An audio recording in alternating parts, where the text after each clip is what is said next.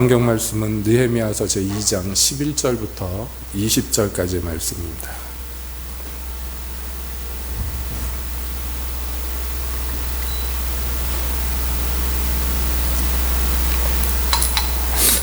느헤미야 2장 11절부터 함께 보시겠습니다.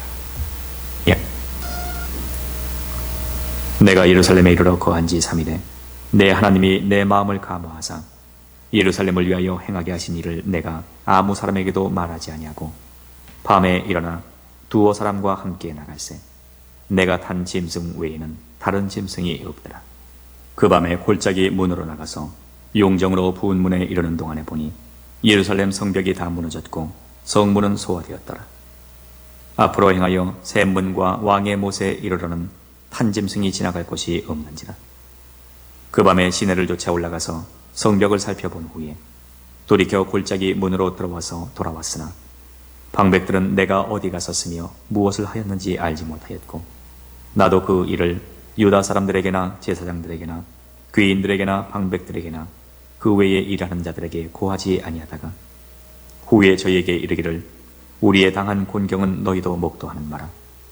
예루살렘이 황무하고 성문이 소화되었으니 자 예루살렘 성을 중건하여 다시 수치를 받지 말자 하고 또 저희에게 하나님의 선한 손이 나를 도우신 일과 왕이 내게 이런 말씀을 고하였더니 저희의 말이 일어나 건축하자 하고 모두 힘을 내어 이 선한 일을 하려 하매 호론 사람 산발랏과 종이 되었던 암몬 사람 도비야와 아라비아 사람 게셈이 이 말을 듣고 우리를 업신여기고 비웃어 가로되 너희의 하는 일이 무엇이냐 왕을 배반코자 하느냐 하기로 내가 대답하여 가로되 하늘의 하나님이 우리로 형통케 하시리니 그의 종 우리가 일어나 건축하려니와 오직 너희는 예루살렘에서 아무 기업도 없고 권리도 없고 명록도 없다 하였느니라. 아멘. 하나님, 이 시간 주님의 말씀 듣기를 원합니다. 주여 오셔서 말씀하여 주시옵소서. 예수님의 이름으로 기도합나이다. 아멘. 우리는 느헤미야가 드디어 왕의 은혜를 입고 그래가지고 예루살렘을 중건하는 자리로 찾아오는 내용을 지난 시간까지 우리가 함께 보았습니다. 드디어 예루살렘에 도착한 지 3일 만에 이제 느헤미야는 그렇게 고백을 해요. 여러분, 느헤미야서는 성경에서 분류를 하자면 역사서에 들어가겠죠. 역사의 사건들을 기록되어 있으니까요. 그런데 이 역사서 중에서 느헤미야서는 여러 가지로 독특하지만 특히 문체에 있어서 독특한데 뭐냐면요, 1인칭 시점으로 쓰여졌어요. 역사서에서 좀처럼 그런 예를 찾아보기가 힘든데 1인칭 시점이란 게 뭔지 아시죠? 여러분, 모세가 모세오경을 썼지만은 거기에서도 모세가 나오는 장면에 대해서 내가라고 쓰지 않습니다. 모세가 이렇게 쓰죠. 요한복음을 요한이 적지만 요한이 이렇게 적지, 또 예수님의 사랑받는 제자가 이렇게 적지 내가 이렇게 적은 일이 별로 없어요. 그런데 느헤미야서에는요, 유난하게 내가라는 말이 많이 나와요. 오늘 읽은 본문에도 나와 있죠. 내가라고 나와 있고 또 뭐라고 나와 있냐면 내 하나님이라는 말이 굉장히 많이 나옵니다. 이것이 이제 느헤미야서의 특징이고, 더 나아가서는 나중에 나오겠습니다만 하나님께 이 글을 쓰다가 말고 지금 역사 기록을 적다가 갑자기 하나님께 기도처럼 고백처럼 그렇게 탄원하는 내용도 막 나와요. 내 하나님이여, 내가 이런 일도 했고 저런 일도 했던 거 기억해 주시옵소서, 막 이렇게 적습니다. 그러니까 이게 뭐냐면 느헤미야에게 있어서의 하나님은요, 어디 멀리 계신 분이 아니고 굉장히 자기하고 밀접하고 굉장히 함께하는 하나님이에요. 그런데 여러분, 느헤미야에 대해서 아시지만 느헤미야는 선지자도 아니고 왕도 아니고 사실은 요즘 말로 하라면 뭐라고 해야 되나요? 평신도라고 해야 되나요? 뭐라고 해야 되나요? 특별히 기름 부음 받은 종이 아니에요. 왕도 선지자도 제사장도 아닙니다. 그냥 느헤미야예요. 느헤미야, 외국에서 벼슬 하는 어떤 사람. 그런데 이 사람이 지금 표현하는 걸 보면 내가 하나님 앞에서 내 하나님께 막 이렇게 나와요. 오늘 읽은 본문에도 내 하나님이 나를 감동하셨어요. 내 마음을 감동하셨어요. 그래서 사람들에게 얘기하지 않고 밤에 몰래 나가서 말을 타고 그 예루살렘 성 무너진 데를 찾아갑니다. 느헤미야서의 또 하나의 특징은요, 예루살렘 성에 관련된 지명이 굉장히 많이 나와요. 그래서 예루살렘 성이 있으면은, 여러분 예루살렘 성을 다른 이름으로 뭐라고 부릅니까? 일반적으로요, 시온산성 이렇게 부르죠. 왜냐하면 그게 진짜 산성이에요. 굉장히 고지대에 있습니다. 그래서 산성들에게 있어서의 공통점이 뭐냐면, 식수를 어떻게 보급을 하느냐, 이게 산성에 있어서 되게 어려운 부분이에요. 여러분 보통 일반적으로 산 위에는 물이 잘 안 나오죠. 우리나라는 축복받은 나라라 산 꼭대기에서도 막 물이 나옵니다만은, 일반적으로는 산 꼭대기에는 물이 없어요.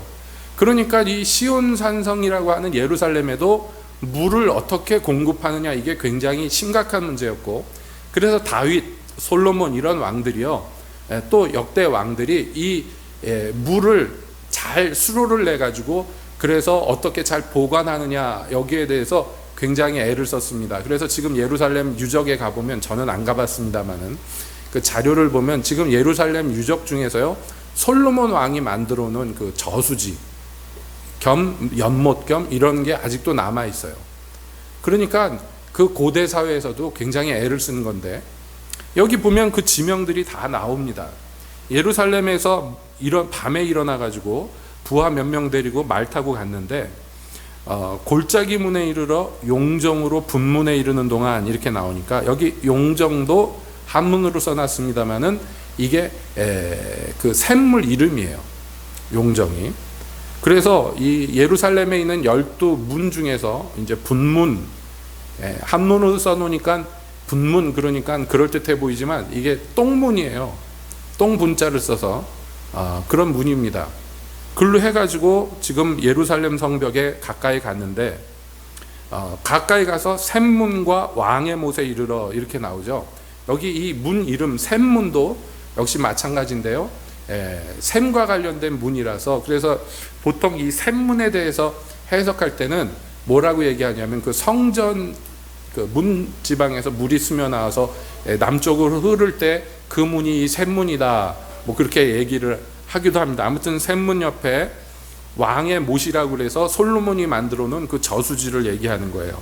거기에까지 이르렀는데, 여러분 여기는 지금 말씀드린 대로 왕이 애를 써서 만들어 놓은 곳이고 잘 관리하던 곳이에요. 그런데 지금 가보니까 어떻게 돼 있냐면, 그 말을 타고 지나갈 수가 없는 거예요. 다 무너져서. 사람이 걸어서는 어떻게 가는데 말이 지나갈 수 없을 정도로 파괴가 돼 있어요. 그래서 그 다음에는 시내를 쫓아 올라가서 성벽에 이르러서 보고 골짜기 문으로 돌아왔어요. 거기에서 본 것은 성벽이 다 무너지고, 그리고 있던 성문들이 다 불타서 재가 된, 그러니까 폐허죠. 말 타고도 지나갈 수 없는 그런 폐허예요. 그걸 보고 왔어요. 보고 왔는데 방백들에게 어디 갔었다고 얘기하지 않습니다. 유다 사람들이나 제사장이나 귀인들이나, 즉 이 일에 함께 동역할 어떤 사람에게도 말하지 않았다라고 굳이 적고 있어요. 이렇게 적는 이유는 무엇일까요? 여러분, 이게 느헤미야 서지만, 느헤미야가 1인칭 시점으로 썼지만 이건 성령의 감동받아 우리에게 전달해 준 하나님의 말씀인데, 여기에서 우리는 느헤미야를 통해서 하나님의 일꾼들, 하나님의 종들이 가져야 되는 덕목들을 배우는 거예요. 갈라디아서 1장에 보면 사도 바울이 자기 얘기를 하면서, 내가 하나님을 거역하고 교회를 잔해하다가 드디어 주님을 만나서 부름받았을 그때에, 하나님께서 미리 알고 나를 선택하시고 마침내 때가 차서 나를 부르던 그때에 내가 내 혈육에게 의논하지 아니하였고, 그리고 예루살렘에 있는 사도들에게 가서도 의논하지 아니하였고, 나는 아라비아에 갔다가 그 후에 다메섹에 갔다, 뭐 이렇게 나와 있어요. 그 사도 바울이 얘기하고자 하는 게 뭐냐면, 갈라디아에서 말하고자 하는 게 뭐냐면, 내가 너희에게 전하는 것은 사람에게 배운 것도 사람에게 받은 것도 아니고 오직 하나님께로부터 받은 복음이기 때문에 이게 중요하다는 얘기를 하기 위해서 자기의 옛날 이야기를 하는 거예요. 거기에서 사도가 보여준 모습이 무엇이냐, 어떤 사람에게도 의논하지 않고 나는 아라비아로 갔다, 이렇게 돼 있어요.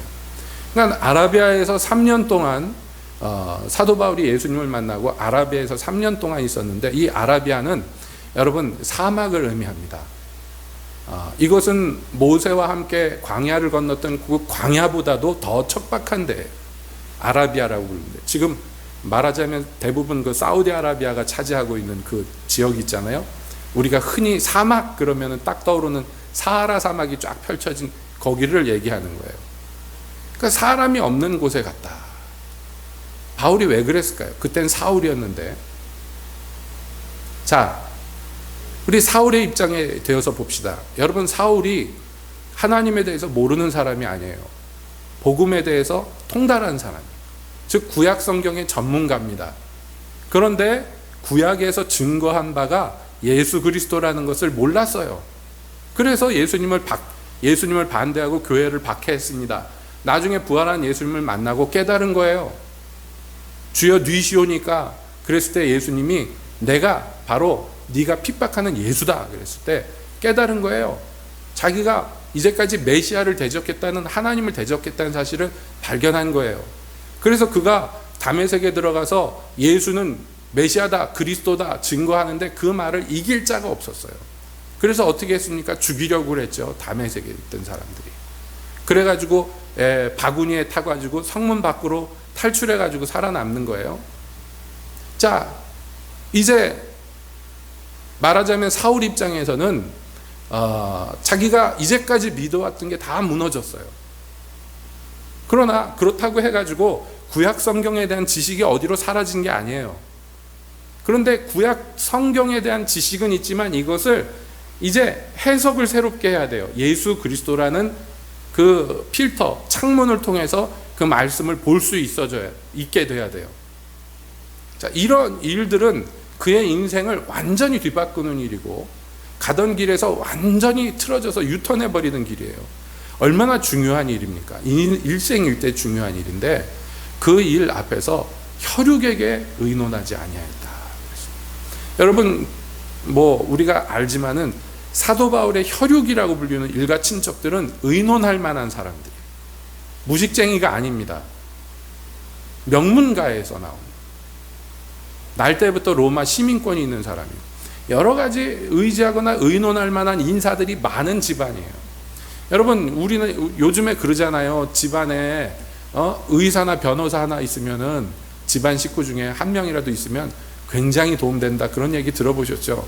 그래서 부잣집들이 사위 얻을 때 사자 얻으려고 그러는 게요, 그 한 명만 있어도요 의지가 돼요. 어디가 몸이 안 좋아도 금방 전화해서 김서방, 내가 속이 이렇게 한데 이거 어떤가?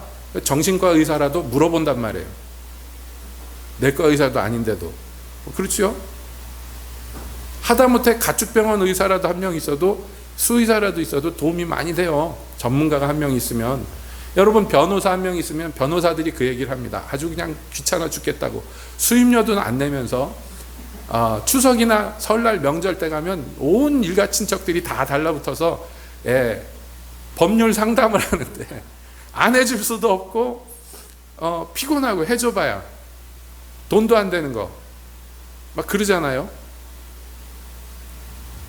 여러분, 이렇게 사람 중에서 전문가, 유력한 사람만 있어도 의지가 되는 거예요. 그런데 일부러 사람에게서 떠났다. 심지어는 예루살렘에 가서 먼저 사도된 자들에게 보이지도 않았어요. 왜냐하면 그에게 중요한 건 지금 뭐부터 정립이 돼야 돼요? 하나님과 자기의 관계부터 정립이 돼요. 새롭게 돼야 돼요.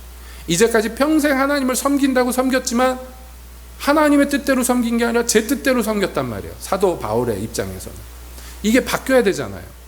그래서 그가 3년 동안 사람 없는 곳에 가서 하나님과의 시간을 보냅니다.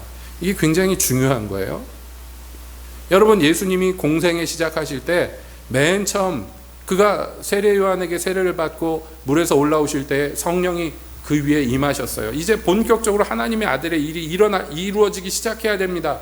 그런데 성령께서는, 그렇게 임하셨던 성령께서는 무엇을 하셨느냐? 예수님을 광야로 내몰았다고 성경이 되어 있어요. 여러 가지 영적 의미가 있지만은 여러분, 우리에게 이 모든 공통된 이야기들이 우리에게 가르쳐 주는 것이 있습니다. 우리가 사람에게 의지하거나 의논하거나 사람과 협력하지 말란 얘기가 아니에요. 다 있어야 돼요. 느헤미야도 이제 사람들과 협력합니다. 그러나 지금 얘기하는 건 뭐냐면 우선순위를 얘기하는 거예요. 우선순위. 내가 중대한 일이 있을 때, 내가 진리 앞에 바로 설 때에 우선순위가 있어야 돼요. 맨 먼저 어디로 나가야 되느냐면 하나님을 의지하고 하나님께로 나가는 거예요. 사람을 통해서 하나님의 도우심이 온다 할지라도 여러분, 우리의 마음 중심은 누구를 향해 있어야 돼요? 하나님께 향해 있어야 돼요. 이것이요, 모든 그리스도인에게 있어서는 정말 중요한 거예요. 느헤미야가 예루살렘 성이 불탔다 하는 소식을 듣고 슬퍼하면서 왕에게 달려가서 임금님 우리 고향이 다 무너졌다는데 도와주세요 그러지 않았단 말이에요. 뭐부터 했습니까? 하늘의 임금 대신 하나님께 먼저 부르짖었어요.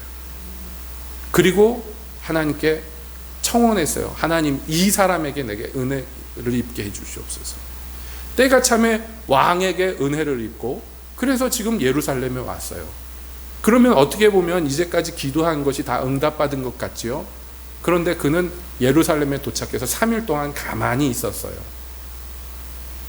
정확하게 뭘 했는지는 안 나와 있겠지만은, 물론 오랜 여정에 쉬기도 쉬어야 되겠습니다만은 거기에서 하나님의 뜻을 구하고 있는 거예요. 마침내 주님이 그의 마음을 감동하셨을 때 밤에 몰래 일어나 사람들과 함께 가지 않고 유세를 떨지 않고 홀로 가서 그 형편을 살피고 돌아왔어요. 하나님께서 시키신 이 일을 해야 되는데 맨 처음에 뭘 했느냐? 하나님의 종으로서 가서 형편을 살피고 온 거예요. 그 기가 막힌 형편을 보고 와가지고 사람들에게 무슨 이런 얘기 저런 얘기 하지 않고 또 기다렸어요. 그래서 드디어 하나님께서 정한 때가 되매 그 백성의 위사들을 불러 모아놓고 이제 말하기 시작합니다. 기독교 고전 중에서 새 왕 이야기라는 책이 있어요. 보신 분도 계실 줄 압니다. 사울과 다윗과 그리고 압살롬의 얘기예요. 이스라엘에게 있었던 3명의 왕에 대한 이야기입니다. 근데 그 책에서 그 책 저자인 목사님이 반복적으로 하는 얘기가 뭐냐면 다윗의 덕목을, 그 세 왕 중에 진짜 왕은 다윗밖에 없다는 얘기인데 다윗의 덕목을 설명할 때 뭘 얘기하냐면 그는 그때에 아무것도 하지 않았다. 뭔가 막 떨치고 일어나서 저질러야 될 그 순간에 그는 아무것도 하지 않았다. 아무것도 안 했다는 게 손 놓고 게을렀다 그러는 것이 아니에요. 하나님을 기다렸다는 거예요. 사울을 하나님께서 사울의 생명을 그 손에 붙이셨을 때 그가 사울을 해코지 하거나 뭐 하지 않았어요. 하나님을 기다렸어요. 하나님이 이 문제를 해결해 주실 것을 기다렸어요. 하나님이 세운 기름 부은 왕을 제 손으로 쳐서 죽이는 것을 하지 않고 하나님의 손에 그 모든 처분을 맡겼어요. 하나님을 기다렸어요. 이게 그가 참된 하나님의 마음에 합한 왕이 되는 비결이라고 거듭거듭 얘기합니다. 여러분, 사실은요, 그게 제일 힘들어요. 사울은 제 왕권을 하나님이 주셨음에도 불구하고 제 왕권을 제 힘으로 어떻게든지 지켜보려고 여럿을 죽이고 다윗을 죽이고 난리를 쳤어요. 그렇게 피를 흘리려고 난리를 쳤습니다. 압살롬은요, 자기 것이 아닌 왕권을 아버지에게서 뺏으려고 제 손으로 반역을 저지르고 나쁜 짓을 했어요. 그러나 진짜 왕 다윗은요, 왕권을 지키는 것도, 왕이 되는 것도, 자기 생명을 보존하는 것도 하나님께만 의지합니다. 여러분, 이게 다른 점이에요. 하나님의 사람과 그냥 육신에 속한 사람과 제일 다른 점이 여기에 있어요. 그 위기의 순간에, 결정적인 순간에 정말 하나님을 의지하고 하나님의 때를 기다릴 수 있을 것인가. 특히 우리 한국 사람들에겐 이게 제일 힘들어요. 왜냐하면 우리는 뭐 전 세계 사람들이 인정하는 바 성질이 제일 급한 민족이에요. 아시죠? 빨리빨리란 단어가 영국 브레티니컬 백과사전에 이미 오래전에 등재됐어요. 빨리빨리라는 한국말이. 영문으로 써가지고 빨리빨리. 한국 사람들이 많이 써서 그게 관영어다 그래가지고 백과사전에 등재될 정도로. 여러분, 한국 사람들은 어디 가든지 빨리빨리. 좋은 점도 있죠. 한국 건설회사에다 맡기면 건물이 제일 빨리 세워져요. 그래가지고 지금 뭐 저기 두바이인가 거기에 제일 높은 건물도 한국 삼성에서 세웠나요? 어디서 세웠나요? 거기서 세웠죠. 세계에서 제일 높은 건물인가? 그래서 말레이시아인가 거기에 지은 건물도 한국 건축회사가 건설사가 지었죠. 그렇게 지었는데도 하자도 안 나요. 이상하죠? 한국에서만 하자가 나요. 한국 건설사가 지으면. 외국에다 지으면 하자가 안 나고 잘 짓는데. 여러분, 중동에 있는 대부분의 고속도로가 우리나라 건설사가 가서 지었는데 그거 아직도 거의 하자 보수 없이 잘 돌아다닙니다. 이상하게 한국에서만 하면 하자가 나지 남의 나라 나가면 하자가 안 나요. 아무튼 간에 빨리 하고 잘하는데 한국 사람들이 아주 유명합니다. 그런데 이게요, 영적인 것까지, 영적인 문제까지 들어가면요, 이것도 뭐 장점이 있어요. 막 밀어붙여서 뭔가 빨리 이루는 데는 장점이 있는데 한 가지 단점이 뭐냐면 이거 자기 손으로 하고 싶어서 참지를 못해요. 하나님이 잠깐만 석 달 있다가, 느헤미야야 석 달 있다가 이제 때가 차면 왕의 마음을 내가 움직여줄게, 석 달만 기다려. 근데 한국 사람은 이걸 석 달 못 기다려. 손이 막 떨려. 그래가지고 꾹 참고 기다리다가 한 3일 기다리다가 저질러 버리죠. 이게 힘들어요. 이게 참 어려워요. 이게 우리가 배워야 될 덕목이에요. 참 어렵습니다. 뭐 반대인 경우도 있죠. 시켜도 죽어도 안 하는 중국 사람들 만만디도 있지만, 여러분, 이 민족성, 뭐 우리의 기질, 이거를 뛰어넘어야 돼요. 그래서 우리는 성경에서 배워야 됩니다. 느헤미야가 하나님의 감동을 받아서 움직이고 사람과 의논하지 않고 기다립니다. 때를 기다립니다. 드디어 날이 이르렀어요. 드디어 사람들을 불러 모아놓고 말합니다. 저희에게 이르는데 두 가지를 얘기해요. 느헤미야가 이 백성 지도자들을 모아놓고 두 가지를 얘기하는데요. 첫 번째는 뭐냐 하면, 우리의 당한 공경을 너희도 목도하는 바라 그랬어요. 예루살렘이 황무하고 성문이 소화되었으니 자, 예루살렘 성을 중건하여 다시 수치를 받지 말자. 이게 첫 번째 얘기예요. 중건하자는 얘기인데, 중건하자는 얘기인데 지금 우리 형편이 이렇게 됐다, 다 무너진 거 너희가 알지 않느냐. 그런데 그걸 뭐라고 설명을 하느냐면 그 상황을요, 수치라고 설명을 해요. 여러분, 그게 우리의 수치라고 얘기합니다. 우리의 불행이라고 얘기하지 않고 수치라고 얘기해요. 수치가 무엇인지 알죠? 부끄러운 거예요. 부끄러운 거. 명예가 전락한 걸 얘기합니다. 예루살렘이 무너진 것은 여러분, 객관적으로 보면, 인간적인 눈으로 보면 어떤 것이냐면 어쩔 수 없는 일이에요. 전 세계 최강대국인 바벨론이 쳐들어왔는데 이런 약소국이 어떻게 버티겠습니까? 당연히 함락당하고 당연히 멸망당하는 것이 어떻게 보면 천재지변과 같은 일이잖아요. 그치요? 여러분? 그 큰 군대, 그 큰 나라 제국에 멸망당한 게 무슨 부끄러운 일이에요. 불행한 일이고 슬픈 일이지. 그런데 지금 느헤미야는 그게 뭐라고 얘기하느냐면 수치라고 얘기해요. 더 나아가서 하나님께서 이제 고레스 원년에 이스라엘 백성들이 돌아오게 하고, 그 다음에 또 한 번 돌아오게 하고, 몇 차례 돌아오게 해서 이제 예루살렘 성을 중심으로 해서 그 주변 일대에 유대인들이 꽤 많이 돌아와서 지금 살고 있는데도 불구하고 성이 여전히 그 지경인 게 부끄러운 일이라고 얘기하는 거예요. 우리의 여력에 불가능하다고 얘기할 수 있어요, 이스라엘 사람들은. 왜냐하면 돌아온 사람들은 소수고 가진 것도 별로 없고 연약해요. 그 주변에는요, 적대적인 그 지역에 이미 뿌리 박힌 토착 세력들이 살기 등등해 있어요. 그 가운데 지금 들어와서 조금 사는 거예요. 그러니까 이게 자기들 형편이 이게 위축되고 사실은 어려운 거예요. 생존이 오락가락하는 상황인데 무슨 성을 짓습니까? 그런데 그게 수치라고 얘기해요. 그러니까 뭐냐 하면 느헤미야가 가진 관점을 보여주는 거예요. 그의 관점이 어떤가를 우리에게, 이 사람들에게 말하고 있습니다. 예루살렘 성이 황무하고 성문이 소화되었다. 이게 우리의 수치다. 그래서 왜 수치냐는 거예요. 그게 왜 수치냐는 거예요. 여러분, 그게 왜 부끄럽습니까? 느헤미야 입장에선 부끄러운 거예요. 왜냐하면 그것이 단지 약소국이라서 멸망당한 것이 아니라 우리와 우리 조상이 하나님을 배반했기 때문에 이 지경이 되었기 때문에. 이게 뭐예요? 이 성의 황무함이 죄의 결과란 말이에요. 하나님 백성 입장에서는요, 이 죄의 아픈 결과들은 부끄러운 것이고 수치가 되는 거예요.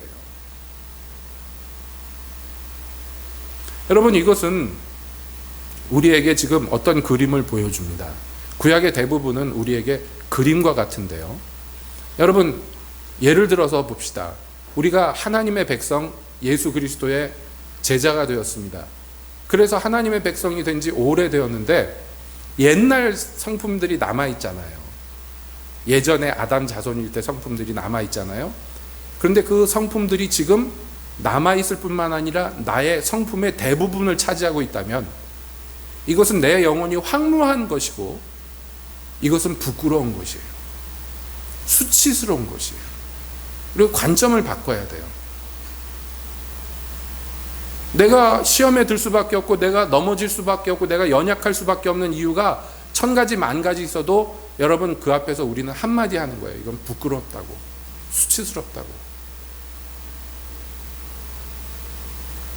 예전에 모시던 목사님이 이제 미국 부흥이 일어난 지역을 이제 갔다 오셔서 그런 얘기를 합니다. 한국 사람들이 집회하다가 하나님이 임재하시고 성령이 충만하면 이제 회개하고 또 하나님 찬양하고 그러잖아요.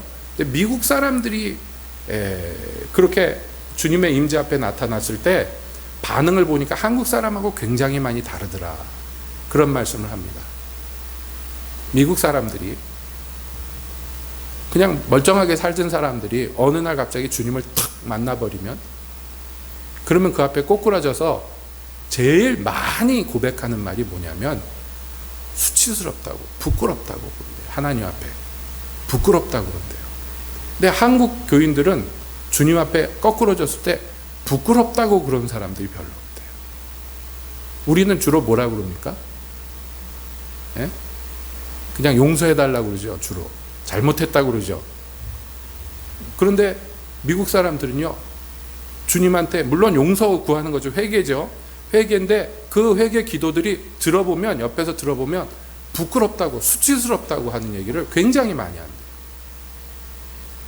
그래서 이 사람들이 우리하고 느끼는 게 다르구나.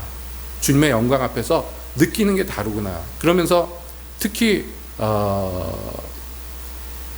느꼈던 게 상대적으로 볼 때 특히 젊은 세대들에게 있어서 한국 사람하고 미국 사람하고 가장 많이 다른 점 중에 하나가 뭐냐면, 미국의 젊은이들은 그 결혼 전에 너무 문란한 생활을 오래 해요. 대부분. 그리고 그게 문란하다고 생각을 하지 않아요. 그냥 그렇게 사는 거예요, 다. 그래서 여러분, 우리나라 왜 막장 드라마 있잖아요. 아침 드라마처럼 미국에도 그런 막장 드라마들이 있어요. 아침에 주부들 보는 거.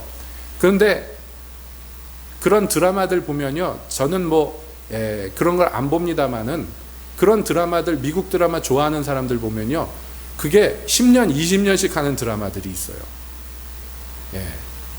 그냥 막장 드라마인데 매일매일 그냥 해가지고 10년 넘게 하는 드라마들이 있는데, 그걸 누가 도표로 그려놓은 걸 봐요. 거기 등장인물들이 쭉 있는데요, 이놈하고 저놈하고 사귀었다가 저놈하고 이놈하고 사귀었다가 그 10몇 년 동안에요. 이렇게 막 도표 그려놓은 거 보면 등장인물들이 관계를 안 맺은 사람이 하나도 없어. 말하자면 여자 캐릭터, 남자 캐릭터들이. 예를 들어서 제일 좋아하는 거 병원 드라마, 의사들 쫙 나오잖아요. 여자 의사, 남자 의사, 간호사 나오고 막. 그러면 그 안에서 연애가 일어나는데, 우리나라 의학 드라마 같으면 보통 연애 일어나면 남자 주인공, 여자 주인공 정도, 그 다음에 서브 주인공, 서브 여주인공 정도, 이 정도 연애죠. 기껏 해봐야 삼각관계 이 정도죠. 그런데 이것은 5각인지 6각인지 7각인지 11각, 12각이 나오는 관계들이 대부분. 그런 게 물론 현실보다는 막장 드라마니까 더 심하겠지만은, 그렇게 많은 사람들이 문란한 상태로 살다가 오래 그렇게 살았어요. 오래 살다가 하나님 앞에 나오니까 자기의 인생을 돌아보게 되잖아요. 그러니까 부끄러운 게 너무 많은 거예요. 그게 부끄러운 건지 모르고 살다가 깨달아졌어요. 그렇게 막 짐승처럼 산 게 부끄럽다고. 손가락 발가락으로 셀 수가 없어요. 파트너가 몇 명이었는지. 젊은이들이 오늘날 우리나라도 그런 문화를 많이 받아들여가지고 젊은 세대들은 이런 얘기하면 코웃음 칠지 모르지만요. 최소한 우리 정도 연배 되면은 여러분 알잖아요. 뭐 결혼 전에 연애를 해봤다 그래도 뭐 한두 번이지 10명, 20명씩 연애하고 결혼한 사람 드물잖아요. 아닌가? 나만 그런가? 아무튼 그러다 보니까 주님의 영광 앞에 자기가 밝히 드러나 보니까 부끄러운 게 너무 많아요. 수치를 발견한 거예요. 똑같은 이치로 여러분, 우리가 점점 주님의 영광, 원만한 영광에 이르면 우리가 전에 못 보던 게 점점 보여지게 되고, 그 중에서 특히 자기의 실체, 자기의 상황을 정말 주님의 눈으로 보게 될 때마다 우리가 발견하는 게 뭐냐면 부끄러운 게 너무 많다. 그런데 그때는 부끄러운 줄 알았어요? 그 일 저지를 때는요? 몰랐어요. 그게 부끄러운지 모르고 저질렀어요. 그런데 이제 주님의 안에서 밝히 보여질 때마다 점점 알게 되는 것이에요. 전에는 뭐 나 그렇게 사니까 뭐 다 그런 거지 뭐 하고 살았던 것이, 또는 나에게 그런 문제가 있는지 모르고 살았던 것들이 이제 돌이켜보면 부끄러운 거예요. 주님 앞에서. 지금 성읍이 회파되고 성문이 불탄 지가 오래됐어요. 100년이 넘어갔습니다. 예루살렘 성 부서진 지가 얼마나 오래됐는데. 그런데 이제까지 이스라엘 백성들이 이게 부끄러운 일이라고 느끼지 못했어요. 불행하다고, 슬픈 일이라고는 알았을지 모르지만. 근데 느헤미야가 와서 지금 무슨 얘기를 하는 거예요? 부끄러운 일이라고. 우리의 수치라고. 이제 그 수치를 걷어내자고. 다시는 이런 수치스러운 일을 겪지 말자고. 부끄러운 일을 다시 당하지 말자고 백성들의 지도자들에게 얘기해요. 그런데 이 부끄러운 일을, 여러분, 이 부끄러운 일을 받지 않게 위해서 뭘 해야 된다는 거예요? 성을 다시 세워야 된다. 지금 이 무너진 성읍 자체가 우리의 수치의 상징이에요. 우리가 당한 죄의 결과며, 그래 놓고도 여적지 그냥 팽개쳐놨던, 우리가 하나님을 충성스럽게 섬기지 못했던 산 증거예요. 이제 다시는 그 수치를 더 이상 품에 안고 있지 말고 이거 벗어버리자는, 그 길이 이 성을 다시 세우는 거예요. 이게 첫 번째 그가 백성들에게 한 말입니다. 지금 이 첫 번째 말을 종합해서 한마디로 얘기하면 이게 뭐냐면 회개입니다. 회개. 오전에도 그런 얘기를 나눴습니다만, 여러분, 회개의 핵심은 뭐예요? 후회하고 그리고 슬퍼하는 게 회개가 아니에요. 거기서 한 발 더 나가서 회복시키는 주님의 역사를 입는 게 회개랍니다. 그런데 주여 나를 회복시켜 주시옵소서 라고 기도만 하는 것은 또 뭐가 부족하죠. 주여 나를 회복시켜 주시옵소서, 나를 회복시키시고 우리를 회복시키시는데 나를 사용하여 주시옵소서 하고 자기를 내놔야 되는 거예요. 사실 객관적으로 보면 지금 현재 이 이스라엘 사람들에게는 성읍을 중건할 만한 힘이 없어요. 그런데도 불구하고 느헤미야가 이렇게 얘기하는 것은 무엇입니까? 우리가 그것을 주님 앞에 서원하고 소원하자는 얘기예요. 그리고 그 소원대로 행하자는 거예요. 이런 사람들에게 주님의 도우시는 역사가 나타납니다. 주님의 도우시는 역사는요, 이런 사람들에게 나타나요. 여러분, 예루살렘 성이 회파된 소식을 듣고 느헤미야가 슬피 울고 그러고 말아버렸으면 느헤미야서라는 책이 없었을 거예요. 근데 그가 슬퍼했고 그 다음에요, 금식하며 하나님께 부르짖었어요. 그래서 이 모든 일이 시작이 되는 거예요. 지금 그 같은 마음을 품자고 지금 백성들에게 이야기하고 있습니다. 그리고 두 번째는, 느헤미야가 얘기한 두 번째 일은 뭐냐면, 또 저희에게 하나님의 선한 손이 나를 도우신 일과 왕이 내게 이른 말씀을 고하였더니, 이렇게 돼 있어요. 자, 우리가 회개하고 분발해서 회복하자라고 얘기하고 그 다음에 얘기한 게 뭐냐면, 하나님이 그 일을 위해서 어떻게 도우셨는가를 간증해요. 우리가 앞에서도 얘기했습니다마는 여러분, 이 당시의 왕이라는 존재가 그렇게 자상하고 친절한 존재가 아니에요. 그저 인간의 몸을 하고 있지만 신과 같은 존재예요. 그렇게 왕권이 강력했던 시절에 왕이 일개 신하를 위해서 이렇게 신경 써주고 시간을 주고 이렇게 도와줬다는 것 자체가 놀라운 기적이고 하나님의 역사하심이에요. 이제 그것을 간증하는 거예요. 이 이야기를 왜 합니까? 증거로서, 하나님이 우리를 보고 계시고 우리와 함께 하시고 돕고 계시다는 증거로서 간증하는 거예요. 그러니까 이 사람들이 뭐라고 그러냐면, 저희의 말이 일어나 건축하자 하고 모두 힘을 내어 이 선한 일을 하려고 했다. 이 말을 들을 때 여러분, 이 백성의 유사들의 마음에 뭔가 역사가 일어났어요. 이제까지 수십 년 동안 그 포로 잡혔던 데서 돌아온 이후로 수십 년 동안 그렇게 살았던 거예요. 그냥 예루살렘은 옛날부터 그렇게 부서져 있었고 우리는 그 옆에서 계속 그냥 살고 있었던 사람들이에요. 그런데 하나님께서 역사하시면 어느 날 문득 그 일이 더 이상 여상하게 보이지 않고 이제 우리에게 맡겨주신 사명이라는 걸 깨닫게 되는 거예요. 이걸 뭐라고 얘기하냐면 이걸 부흥이라고 얘기합니다. 부흥. 이제까지 그냥저냥 신앙생활을 하던 사람들이 어느 날 문득 하나님이 역사하시니까 갑자기 불들이 붙어가지고 전부 들고 일어나는 게 이게 부흥이에요. 히스기야 왕 때 그 아버지가 다 부숴놓은 그 성전에 가가지고 레위인과 제사장들을 불러놓고 우리가 하나님의 성전을 이렇게 놔서 되겠는가? 회복하자. 그랬더니 전부 일심으로 들고 일어나서 청소부터 시작하는 거예요. 우상부터 끌어내고, 그거부터 시작하는 거예요. 성전들을 청소하고, 그 다음에 백성들의 두령들을 불러 모아서, 자, 성전이 깨끗하게 되었으니 여기서 우리가 하나님을 제대로 섬기자. 그랬더니 그러자. 그래가지고 들고 일어나서 막 하나님을 섬기고, 그래 모든 백성을 불러 모아놓고 우리가 이제까지 하나님 섬기던 거 안 했는데 이제부터 명절을 다시 지키자. 그러니까 모든 백성이 그러자 들고 일어나서 이게 순식간에 이루어집니다. 여러분, 이게 부흥이에요.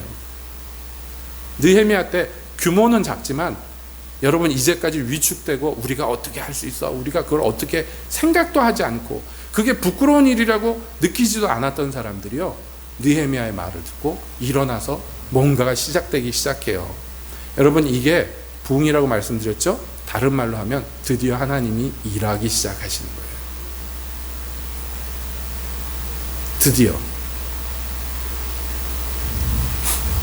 예전에 하나님이 어떤 걸 보여주셨는데 저에게요.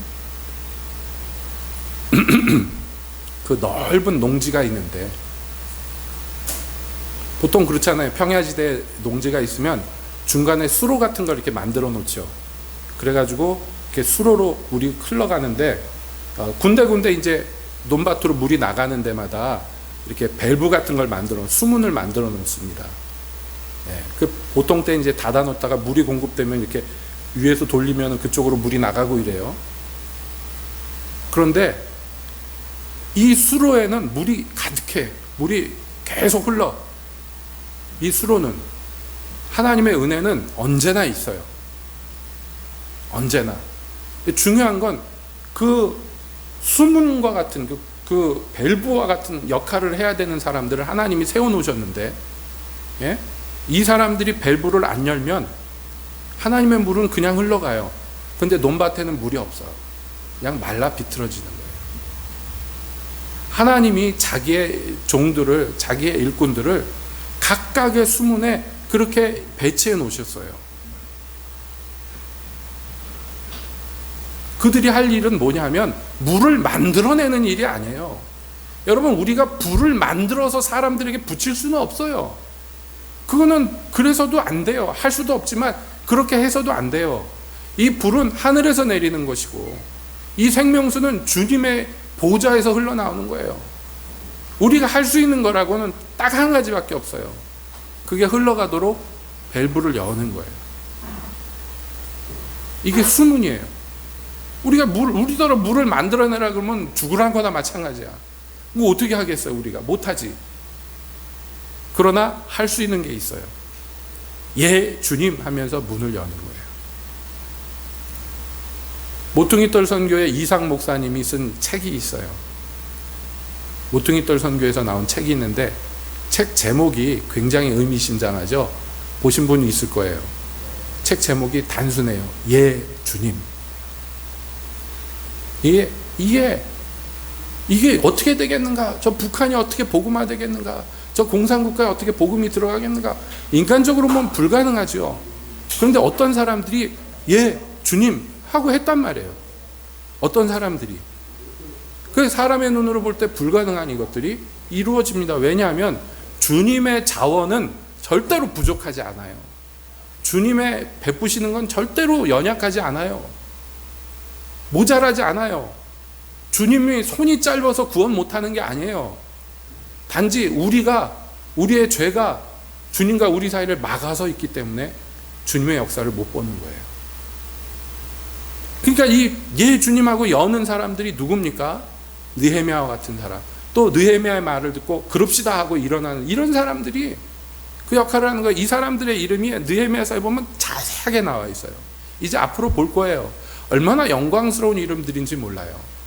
어떤 사람은 큰 일을 하고 어떤 사람은 작게 해요. 그러나 그것과 상관없어요. 그저 주님이 나한테 맡겨주신 게 1달란트면 1달란트만큼, 5달란트면 5달란트만큼 충성하는 거예요.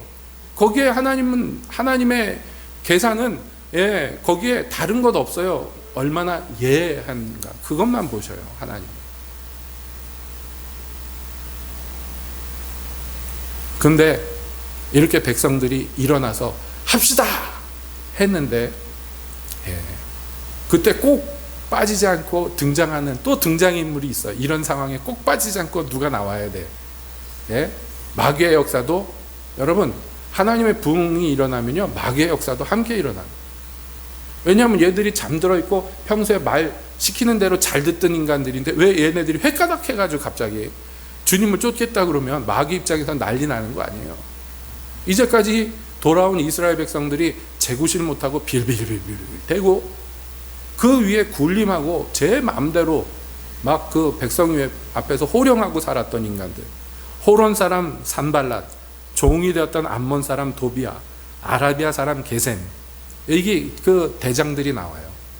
모압과 암몬과 아라비아에 있는 잡족들의 우두머리들이 여기에 나옵니다. 이 사람들이 오랫동안 예루살렘을 중심으로 유대 땅을 차지하고 다스렸던 사람들, 그 일대를. 그런데 지금 이스라엘 사람들을 다시 흥왕시킬 사람이 도착했다 해서 안 그래도 근심을 갖고 있었는데 느헤미야가 일어나서 몇 마디 하니까 백성들의 위사들이 막 들불처럼 일어나는데 기분이 안 좋죠.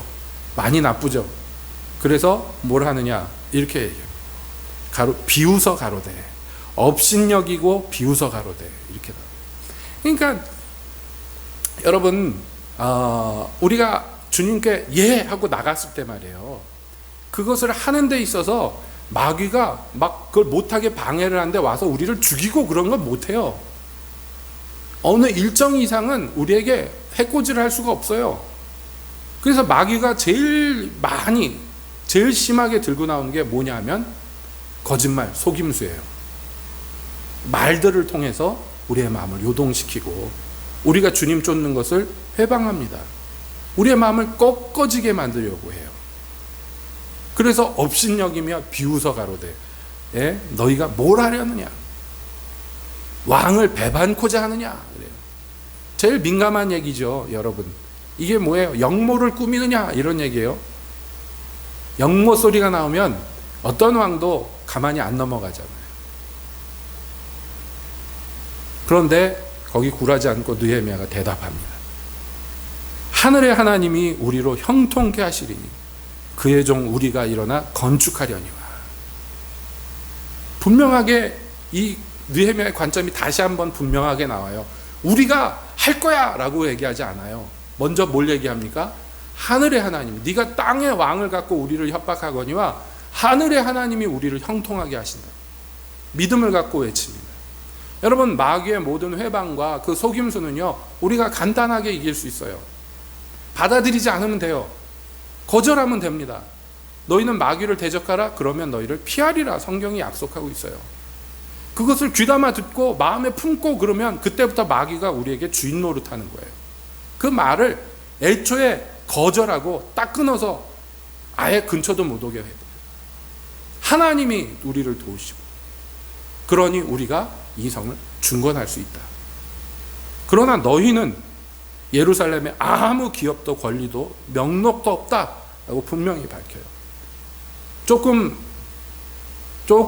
뭐랄까 확대해서 얘기하자면, 만약에 여기에 이 이방인들이지만 모압 암몬 사람들이지만 겸손하게 우리가 당신들 성을 짓는데 하나님 바라보면서 우리도 한몫하고 돕기를 원합니다, 그러면 하나님이 분깃을 주셨을 거예요. 제가 그냥 하는 얘기가 아니에요. 여러분, 다윗이 예루살렘 성을 건축하고 예루살렘 성전을 건축할 때 이방의 왕들이 돕고 그랬어요. 백향목을 보내주고 막 했어요. 형님 그러면서. 그래서 주님의 성전을 세우고, 그런데 거기에 이방인의 손길도 도움이 됐습니다. 여러분, 장막을 그 여호와의 장막을 광야에서 처음 지을 때 그거 짓는 사람이 혼혈이에요. 100% 이스라엘 사람이 아니에요. 그 기술자들이 혼혈이란 말이에요. 그래도 하나님께서 그거 거절 안 하시고 사용하셨어요. 여호와의 신이 임하여 그 일을 하게 하셨어요. 그러니까 구약 성경에도 보면요, 마음이 겸비해서 주께로 나오는 이방 민족들이 하나님의 은혜 입는 장면이 굉장히 많이 나옵니다. 유대인들은 아직도 순혈주의를 고집하고 고집을 부립니다만 성경을 모르는 소치예요. 그런데 말이죠, 여기에 이 사람들은 지금 하나님 앞에 겸손하게 나와서 한 몫을 담당하려는 것이 아니라 마귀의 주구가 되어버렸어요. 하나님의 거룩한 도구가 아니라 마귀의 도구가 되어버렸어요. 그래서 하나님의 백성들의 손발을 약하게 하는데, 여기서 끝나는 게 아니라 계속 느헤미야서 끝날 때까지 계속 나와요. 이 인간들은 계속, 심지어 나중에는요 느헤미야를 암살하고자까지 합니다. 그런데 느헤미야가 하나님 앞에서 분명하게 고백하는 바는, 제가 한 번도 그들의 뜻에 굴복한 적이 없습니다. 여러분, 주님을 섬기려 함에 불시험 오는 것은 이상한 것이 아니에요. 우리를 두렵게 하거나 손발을 약하게 하는 일들은 있을 수밖에 없어요. 마귀가 밥 먹고 노는 것도 아니고 우는 사자와 같이 돌아다니는 판인데 당연합니다. 여러분 많이 경험해 보시지 않았어요? 마음 먹고서 뭐 좀 주님 좀 섬겨보겠다 그러면은 꼭 딴지가 들어오지 않아요? 태클이 들어오지 않습니까? 이상한 게 아니에요. 우리의 손발을 연약하게 만들어서 주의 일을 못하게 만드는 거예요. 그때 여러분 마음을 굳게 하고 절대로 받아들이지 마십시오. 마귀의 아이디어, 마귀의 소리 귀 기울이지 마시고 단호하게 거절하실 뿐만 아니라 하나님을 선포하세요. 하늘의 하나님이 우리를 도우시나니 이 모든 일이 형통하게 될 것이다. 하나님을 자랑하고 하나님을 내세우면 됩니다. 예수 그리스도의 피가 있는데, 그리스도의 십자가가 있는데 우리가 무엇에 굴복되며 어디에 마음을 빼앗길 것입니까? 그리하면 여기 느헤미야와 또 뜻을 함께한 이 백성들처럼요, 여러분 우리가 다시는 수치를 당하지 않고 왕의 도우심을 입으며 넉넉히 이 주님의 집을 세울 수 있습니다. 내 눈에 아무 증거 안 보여도, 내 귀에 아무 소리 안 들려도 주님 의지해서 걸어가세, 믿음 위에 서서 나가세 의심 버리고, 우리 찬송가 가사 있잖아요. 그렇게 나가면 됩니다. 우리 새빛교회도 여러분 외견상으로 보나 뭘로 보나 참 연약하고 작잖아요. 그러나 잊지 마십시오. 하늘의 하나님이 역사하시면 사람의 수가 중요한 것이 아니에요. 사람의 능력이 중요한 게 아니에요. 우리 하나님의 손이, 내 하나님의 손이 우리와 함께 하시는가, 이게 가장 중요합니다.